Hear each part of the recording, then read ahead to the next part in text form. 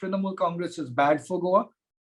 Of the Hindus, 99% of them think Mamata Banerjee is bad for Goa because they are scared and worried about what happened to the Hindus in Bengal post the election results, where they were raped, where they were targeted because they had a different political ideology.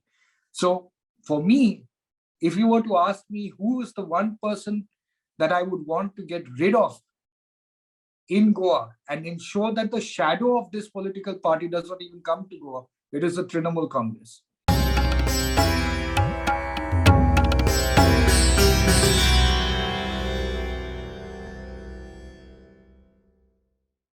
Hello, very good evening. Welcome to Citti Media. I'm your host, Citti. Joining us today for a conversation again is Mr. Savio Rodrigues. He was here discussing the Goa elections about a couple of times this month because this election seems to be very promising. It has a lot of new tangents and dynamics, and it gets only more spicier by the day.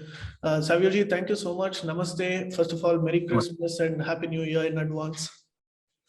Merry Christmas and Happy New Year to you too. So what's the mood of the state? What's the update since we last spoke, and how is the demographics tilting towards any other political parties now? Well, I can tell you one thing, that the carnival season has come to Goa. And like I said earlier in our discussions, there really are four major parties that are playing for the top honors in Goa. Of course, you have BJP that has the maximum advantage. You have Congress and the Goa Forward Party that have announced the alliance that they have. You have AAP that's going single without any alliance with a local party. And you have the Trinamool Congress that has tied up with the Maharashtrawadi Gomantak Party.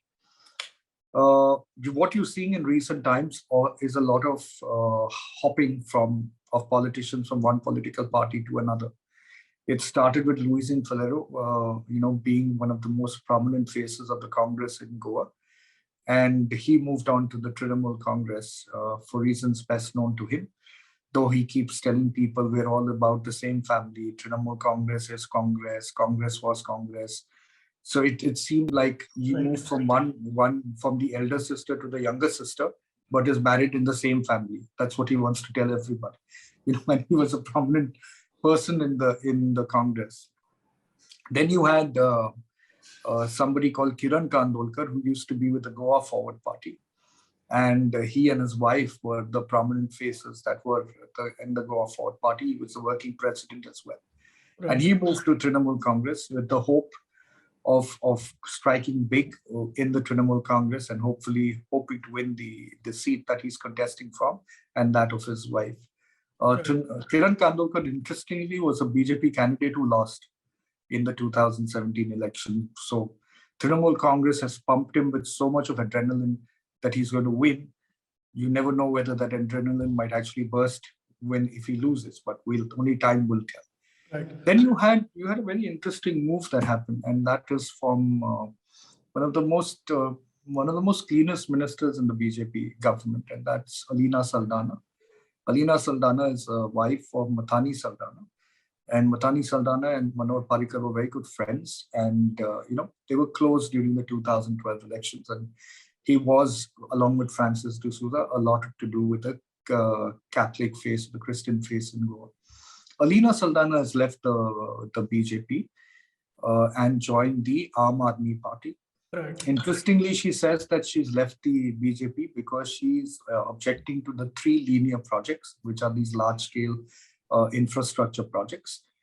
Why she chose to leave at the eve of the election is something that she can answer herself, because the 3 linear projects were coming even before she became an MLA. They were always in cards, right? So she could have left the BJP as soon as they decided to move with the 3 linear projects. Why did she choose to leave at the end of the term and join the Aam Aadmi Party? So she's another big mover that has happened.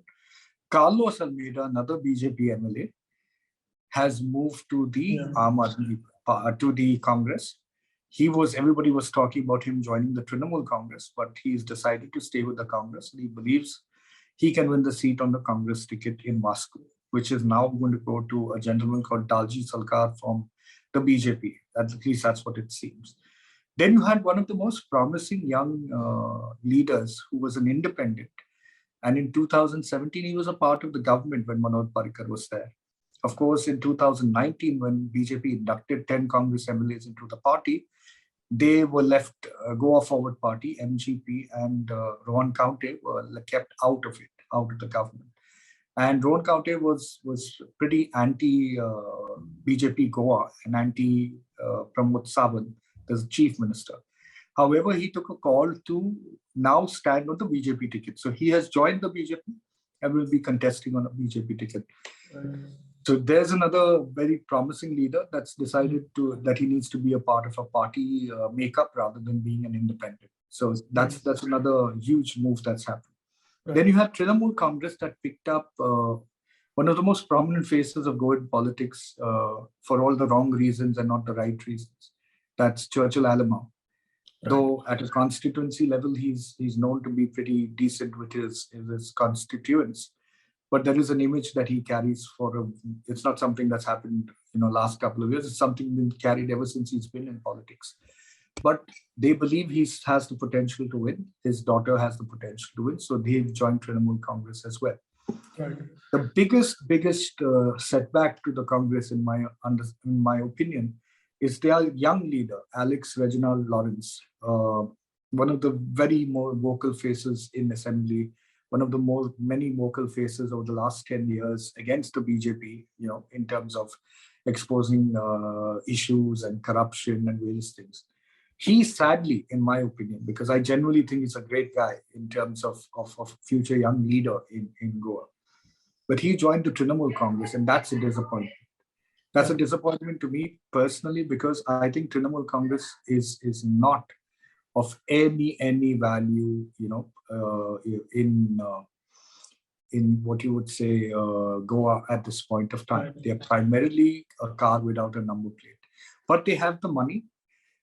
They have the excessive force that they are bringing in through media blitz, advertising, in-your-face promotions. So people are getting, at least the political leaders are getting swayed by it, hoping that their people will get swayed by it.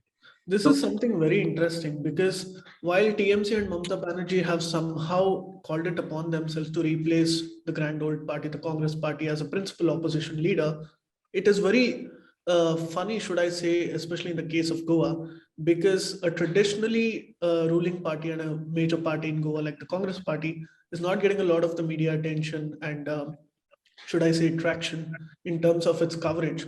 And Aam Aadmi Party and TMC is sort of taking away the bite from it, where Arvind Kejriwal, even to an extent, he goes and says that, TMC is not even in the race, we are the main guys. And then I don't know why everybody is taking it so seriously. So from where is this coming from? I fail to understand.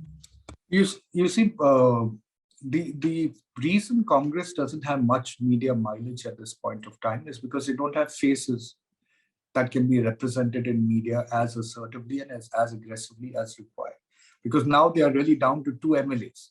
One is Digambar Kamath, who's the chief minister face of the Congress, and the other one is Pratap Singh Rani. And the interesting bit of Pratap Singh Rani is that his son, Vishwajit Rani, who's with the BJP right now, is trying desperately hard to get his father to retire.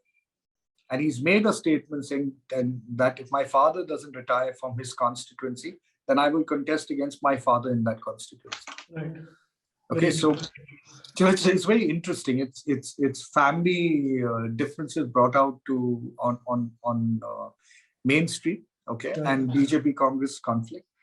The problem I have, Sharan, AAP is a political party that has worked from ground up over the last, we safely say 10 years, because they were there in the 2017 elections as well.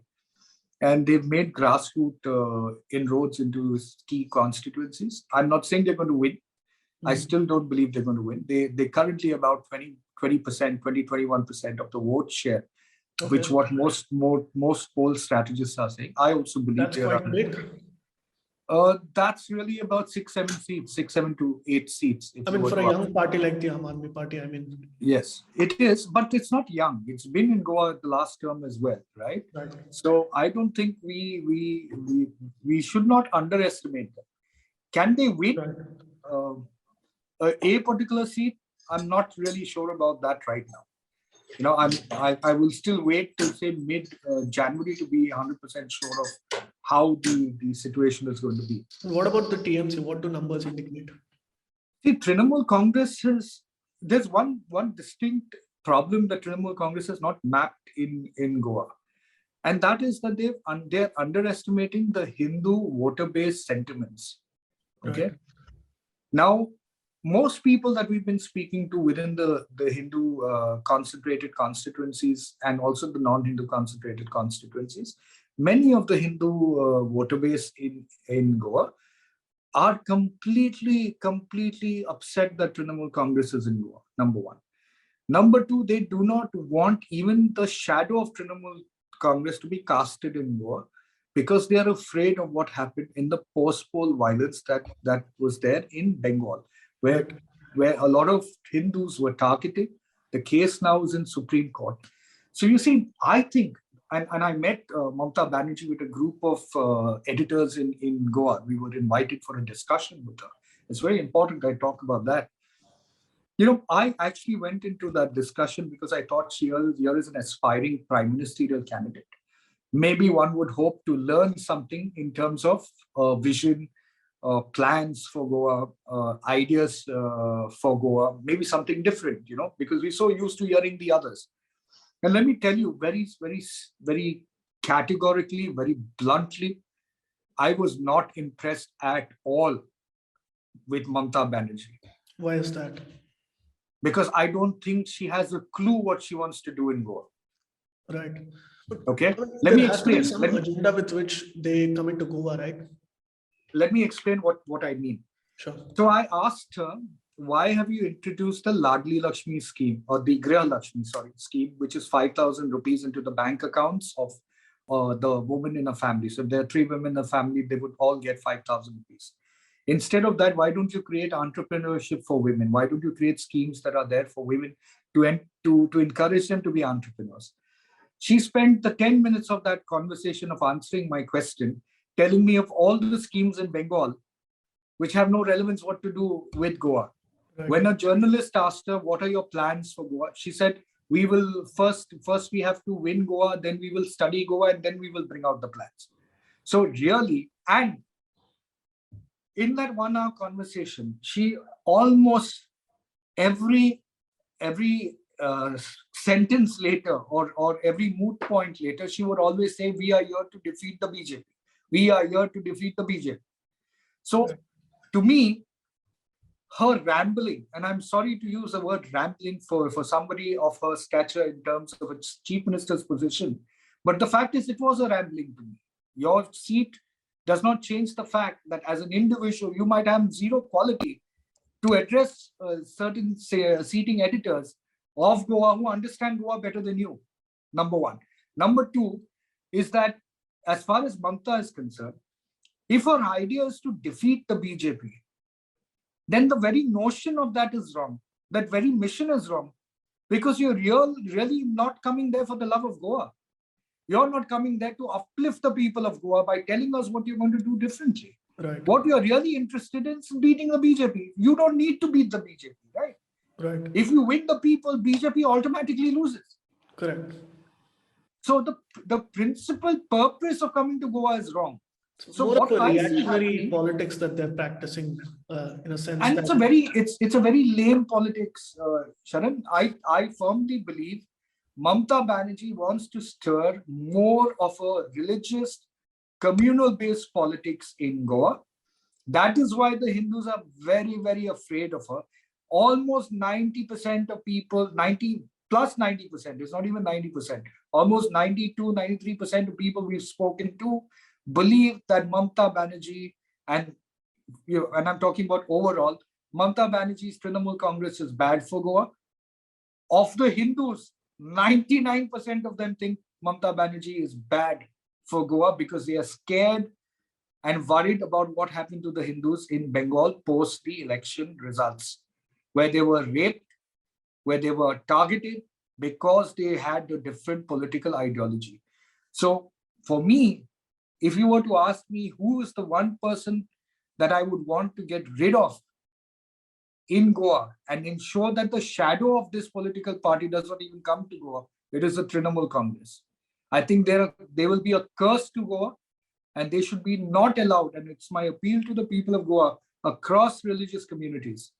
Please open your eyes and see what they did to Bengal, to the people who did not come from their political beliefs. The Trinamool Congress is not a party of the people. It's a party of absolute fascists more than anything else. That is fascism. Right. And last time we were also discussing about some of the tainted lawmakers who are still sitting in the assembly, and many of these people are conveniently switching parties as and when it pleases them. And I think it's very true, because even the chief election commissioner of Goa made a statement very recently to all the political parties that, you need to stop issuing tickets to many of these Yes. leaders. And you do see these kind of statements from the CEC, but not very often. And in a small state like Goa, and I don't mean this in a very condescending way, a very positive way, that is, it is very surprising that the CEC has to come out, tell the parties that this is happening. But do you see any actionable suit being followed by any of the political parties, in spite of the pressure from media, in spite of the pressure from the election commission? Well, almost every political party has got somebody who's got a corruption case against him or her. Starting with the BJP. In BJP, you have people who've got corruption cases against them. You have Congress who have people who have corruption cases against them. You have now with people like Churchill Alamau and Alex Reginald and various other people, MGP people joining the Trinamool Congress. You have certain people with some corruption cases over there as well. AAP has got somebody called Dayanand Narvikar who had a corruption case against him. So there's corruption all over the place. And it's very important to understand Goa, because Goa is not really about political parties. Goa is really about individuals. It's after a very long time that you're seeing Congress and BJP having a party sort of a emotion with the voters. AAP also is getting a party sort of an emotion right now, but they don't have really strong candidates to hold on to. Trinamool Congress is relatively new. So the only advantage they have is the tie-up with MGP. That's the Maharashtravadi Mamata Party. Now, by virtue of that, Maharashtravadi was the political, I don't want to use a crude word, but they were the political people that can be used at any point of time. They're like a pendulum. Sometimes they're with the Congress, sometimes they're with the BJP. Sometimes now they're with the Trinamool Congress, so they will go either way. They're sleeping partners, basically. Right. And do you see some sort of a Mahagatbandhan happening in a post-poll scenario? That is, it's too early to say right now. Yes, it could happen. Because Aam Aadmi Party will probably have 18-20% of the vote share, and a few other I'm parties. I'm certain of one thing. If BJP doesn't cross the majority mark, there will be a government that is being formed through a coalition. And that could happen with Congress, AAP, Trinamool Congress, and Goa Forward Party come together. Now, I must say this about MGP though, while we were on the same thing, is MGP basically is the most prized sleeping partner for any political party in Goa. And I don't mean it in a bad sense. I mean it in a company sense, that every company sometimes has sleeping partners. Maharashtra Gomantak Party is like a sleeping partner. They do have an open marriage with Goans. Yeah. So they in 2009 they were with the Congress. Then in 2012 they were with the BJP. In 2017 they were with the BJP. Now they're with the Trinamool Congress. So it's basically, it was a very grand old party as far as Goa is concerned. It was a very respected party. Of course, they had their own chinks in the armor when they were more Maharashtravadi Gomantak Party. So they considered themselves to have a lot of focus on Maharashtra rather than Goa per se. Maharashtravadi Gomantak means basically Maharashtra and Goa together. So they had their conflicts on those areas. Today, they're selling themselves to a Bengal party. Trinamool Congress, for all its national overtures that they have, is really a Bengal-based party, right? For the Goans. And do you think Goans are fed up with the central leadership of the Congress? Not because it's a Delhi-based party, but because of the general resentment that the Gandhis are not able to do anything. Because if reports are true, 2 weeks before Priyanka Gandhi flew in and a lot of Goa leaders quit the Congress at the same time. So was this pre-planned, or what is the sentiment as far as this Congress leadership is concerned? I think a lot of the traditional Congress voters in Goa still are very, very close to the Gandhi philosophies. Okay. The new young Congress leaders may not be very attuned to the Congress and the Congress philosophies. So let's say, for example, if you take my parents, before we had our own change of focus in terms of the government and the governance that's happening. My father still is a very strong congressman, though I don't agree with anything that the Congress does. My mother chooses between what her son and her husband says, and then she makes her own choices and then goes and votes accordingly. My wife is a hardcore BJP follower, and a strong Modi supporter. And so am I. I may not be a BJP supporter in Goa, but I'm a strong Modi supporter and a BJP supporter nationally. My reasons for not supporting them in Goa obviously is the chink that they have in the armor with an accused rapist of a minor being a part of it. Right. But is that enough for Congress to come back? You must remember in 2017, they still managed to become the single largest party. So obviously there was some emotion attached to them. Now, however, because those 10 Congress MLAs moved to the BJP and disappoint, and now the other remaining MLAs have gone too, like Ravi Nayak and Alex has gone to Reginald's gone to the Trinamool Congress. There is an immense disappointment that the people of Goa have for the Congress against those leaders, and they have that disappointment against BJP as well. But if they are willing to say, okay, let's go with the Congress and not go with AAP and Trinamool Congress, then Congress comes up. Otherwise, if they choose either of the three, let's say they choose the AAP for that matter, then AAP becomes number 2.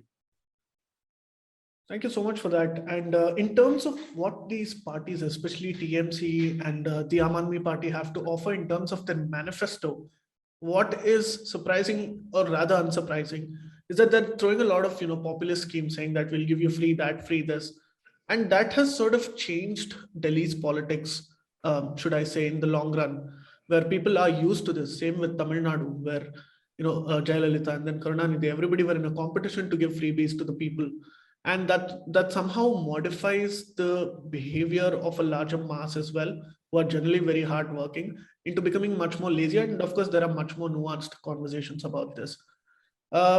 So in terms of what, say, the local parties have to offer, say the national parties have to offer, how would you differentiate what the TMC and the Aam Aadmi Party are putting on the platter?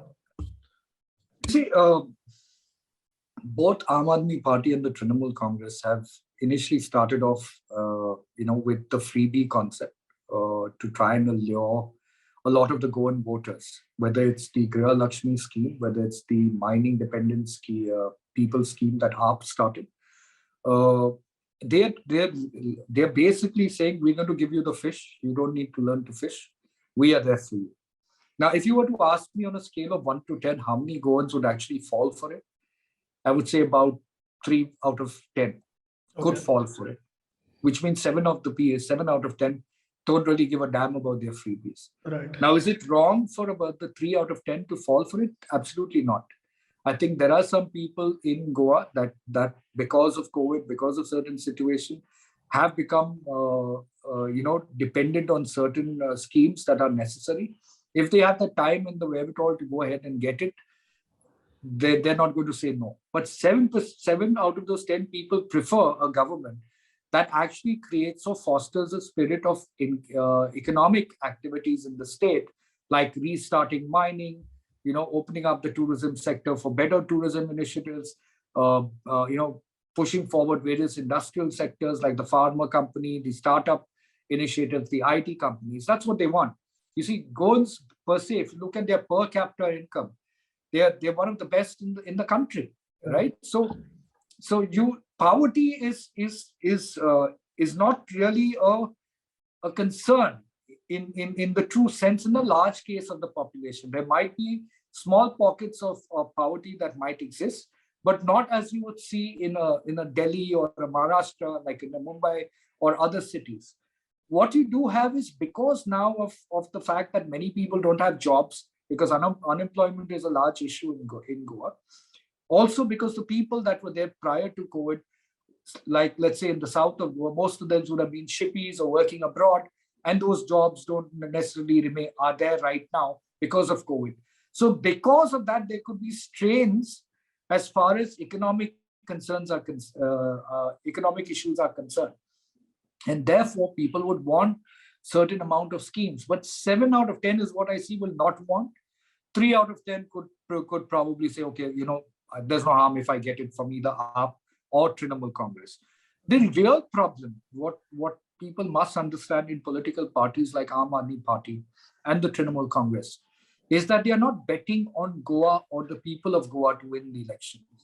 That is why Aam Aadmi Party till now, over the last 3-4 months that they've been around, they don't have a candidate face to put out as their face of Goa. They spoke about getting a Bandari Samaj CM and a deputy CM from the Christian community, but they haven't put the faces out yet, number one. Trinamool Congress, all over Goa, all you're seeing is Mamata Banerjee. To the Goan, Mamata Banerjee is of no consequence to us, or an Arvind Kejriwal for that matter. We're fed up of seeing their faces. In fact, it's becoming a horror story. Looking at Mamata Banerjee's smiling face is like looking at a more deviant cover of Mona Lisa. It's all over your face. It's psychedelic in some form, that there is something horrible in store with this lady smiling at us from all her posters. That's not the smile of joy. That's a smile of something deviant in her mind. Aam Aadmi Party and the TMC both announced that, unemployment is a very big issue for Goa, and we take note of that. So what we'll do is we'll give you 3,000 rupees a month, and that should solve the issue of unemployment. Yeah. And like 3,000 rupees is going to solve the issue. Yeah. Do you know how much a food bill normally is at one of the restaurants that you would eat? Yeah. People assume that because Goa has very cheap liquor, everything else is pretty cheap as well. No, it's not. In fact, you pay much more in Goa for livelihood, your day-to-day livelihood, than you would in the city.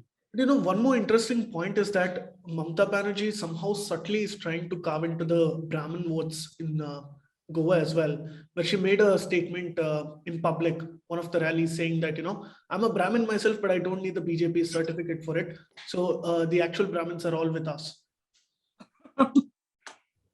Okay. There is a side to Mamata Banerjee that's humorous also. Okay. Yeah. And she's very good at making these very, stiff upper lip kind of jokes like the people in London normally do. So when she's saying that she's a Brahmin and she's got a lot of Brahmin supporters in Goa, she knows, I know, and the Brahmins know that the truth is she has absolutely no support from the Saraswat Brahmins in Goa. I don't know which Brahmin she's talking about, but she definitely doesn't have any support. Right.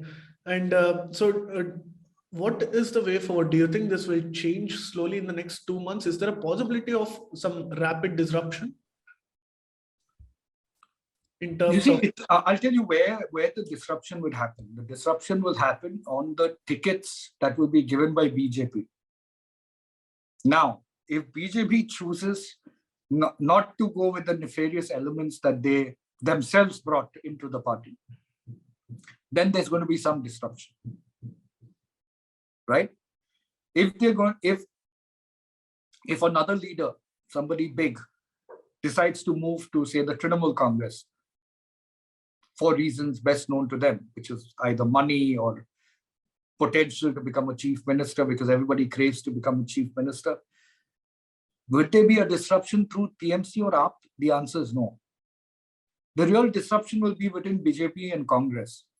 I have this funny feeling that this party, the MGP, which is known to be the sleeping partner in Goa for all political parties, may actually ditch the Trinamool Congress when it matters the most.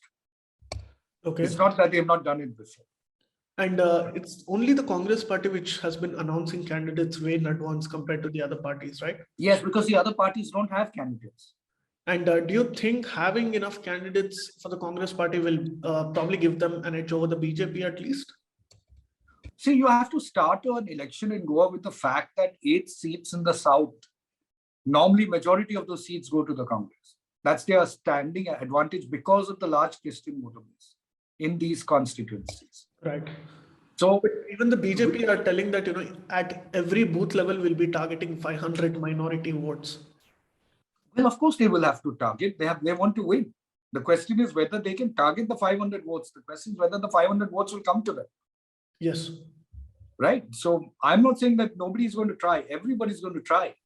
But you must also understand that BJP is facing an anti-incumbency. Okay. There is no Manohar Parrikar. Even when Manohar Parrikar was there in 2017, but he was not fully there because he had responsibilities in Delhi. So he was on and off during the election campaign. They still managed to get only 13 seats. So obviously the Congress had some edge there. Right now, the AAP and the Trinamool Congress, they don't dent BJP votes. If at all they will dent the Congress votes.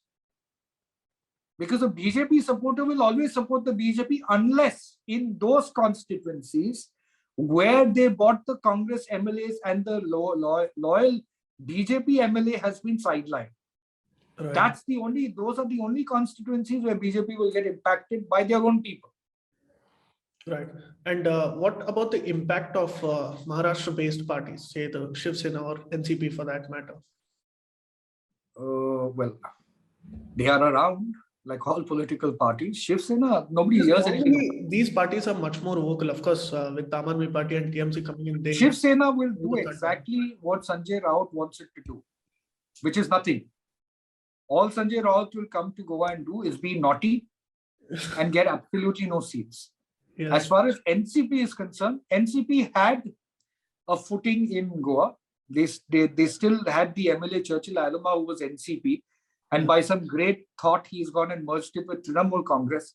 And Trinamool Congress is claiming victory, saying that we've got an MLA before an election, which is good for them to feel good about it, but means absolutely nothing. But you must give children an opportunity. People like Mamata Banerjee are very childish in their behavior, must be given opportunities to feel good about these small toffees that they get. That an MLA has merged the party into Trinamool, and that's why they got an MLA. They have not even got a party organizational structure in Goa, the Trinamool Congress. You don't know who the president is. You don't know who the general secretary is. There are just people coming left, right, and center. Okay, we're joining the Trinamool Congress, we're joining the AAP. It's a free for all. What also surprises me is that, fine, if you're a leader from outside, say Narendra Modi gave this Gujarat model experiment, as a model to the entire country. Now, some sections of the country believed in it. Some others said that, no, this is all a hoax. Nothing has actually happened. But ultimately, we saw the results. And Gujarat is an industrialized state. To a very large extent, it contributes one of the highest percentages of GDP to the country as well. But Bengal model is unthinkable, I mean, let's be very honest, call me biased. But what do you actually have to offer in terms of economic growth that can be looked up to in Bengal that can be replicated in Goa? Okay. See, there are certain aspects of West Bengal that did see a certain growth when I went to Calcutta during the election time. And when I went to Calcutta, say about 10 years back, there was a vast difference. Infrastructure certainly improved in Calcutta. But like I said in my conversations when I came from Calcutta and post the elections that were going on, I felt that that the Trinamool Congress as a political party has just shifted the CPIM style of violence and adopted it, to themselves. So Trinamool Congress goons really controlled everything, from doing business at a local level to various other, extortions that go on out there. Does Bengal have a great future under the Mamata Banerjee? Well, if they are happy living in fear and doing whatever little and being extorted by these Trinamool Congress goons, well, that's the life the Bengal people have chosen for. They've given her a full mandate. They've given her 200 seats. You or me cannot decide whether that's right or wrong, because in the end, you elect the party that you want or the person that you want, and she's won it fair and square. However, that brand of politics, which may be okay for the people of Bengal for reasons best known to them, cannot and should not be tolerated in Goa. Goa is a peace-loving state. Goa is a developing state. And most importantly, Goa is not a religiously divided state. When Mamata Banerjee comes and speaks to the people of Goa, including the editors in the Meet, what did she tell us? Oh, Goa is small, it is cute, it is beautiful. I also go for Christmas masses. I go for Eid. I go to the temple. Trinamool Congress stands for temple, church, and mosque, or temple, mosque, and church. What she never told you that it also stands for terrorism, molestation, and corruption. That is also Trinamool Congress, TMC. Terrorism is you terrorize the Hindus in Bengal because they supported the BJP. Molestation refers to the cases of sexual molestation done to women and children, post-election violence, and corruption. Well, Mamata Banerjee's own closest people are connected to the largest corruption scam in Bengal itself. So really, what are we talking about? Trinamool Congress must not be allowed by any span to come into Goa. And I'm telling you, they will learn their lesson through the Maharashtravadi Goantak Party, because they are sleeping partners, remember that. They will sleep with anybody for the highest price. Right. And I'm talking about in company sense, not the negative sense, because people tend to get their mind going wild.